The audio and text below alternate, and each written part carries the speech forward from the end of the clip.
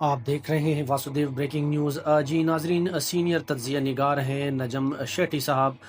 پاکستان اور سعودی عرب کے درمیان جو ایک ڈیفنس ٹائی ہوئی ہے، اس پر وہ تبصرہ کچھ یوں کرتے ہیں کہ سعودی عرب کا مفاد ہے کہ پاکستان مضبوط ہو۔ انہوں نے کہا کہ سعودی عرب جب عمران خان صاحب کی دور حکومت تھی تو 2 مرتبہ عمران خان نے سعودی عرب کو ناراض کر دیا۔ ایک مرتبہ وہ کہتے ہیں کہ یمن والے معاملے پر جب پاکستان میں عمران خان صاحب کی حکومت تھی تو یمن اپنی فوج بھیجنے سے انکار کیا، تو یہ ناراضگی کا باعث بنا سعودی حکام کے لیے۔